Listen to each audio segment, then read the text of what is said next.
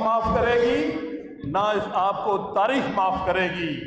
آپ جواب دہ ہوں گے اس قوم کے سامنے اور تاریخ کے سامنے کہ جب ایک بہت کڑا وقت آیا عدلیہ پر تو آپ نے جرأت کا مظاہرہ نہیں کیا، بلکہ ایک کمزور ایگزیکٹو سامنے ہتھیار ڈال دیے۔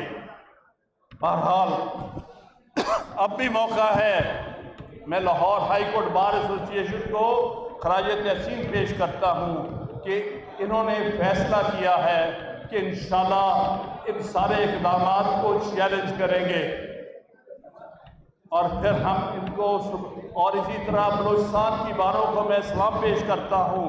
انہوں نے مجھے یقین دلایا ہے کہ وہ بھی سب اس کو چیلنج کریں گی، اور سندھ میں بھی ہائی کورٹ بار اور اسلام آباد ہائی کورٹ بار بھی اس معاملے پر ہمارے ساتھ ہے، لہٰذا وکلا تقریباً متحد ہے۔ چند ایک مفاد پرست لوگ ہیں جو الٹے سیدھے بیان دیتے ہیں۔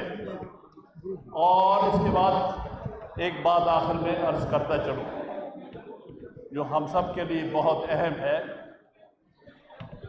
تصدق حسین جیلانی صاحب کی تعریفیں کر رہے ہیں وہ لوگ جو اپنی مرضی کے فیصلے چاہتے ہیں۔ ان کو چاہیے تھا کہ اپنے آپ کو اس کنٹروورسی میں نہ ڈالتے، تاریخ میں ان کا نام بہتر الفاظ میں لکھا جاتا۔ اب جس قسم کی کنٹروورسی میں وہ جا رہے ہیں اس کا ان کے لیے اچھا نتیجہ نہیں ہوگا۔ اب بھی باز آ جائیں، ان کے ہاتھوں میں مت کھیلے اور ریفیوز کر دیں کہ میں نہیں بنتا ہیڈ آف دی کمیشن۔ یہ کمیشن کے پاس کوئی طاقتور نہیں ہے، نہ اس کے پاس اختیارات ہے۔ تو جیلانی صاحب اپنی عزت بچائیں اور اپنی بقایا ریٹائرمنٹ عزت سے گزاریں، یہی میری ان سے اپیل ہے۔ بہت بہت شکریہ۔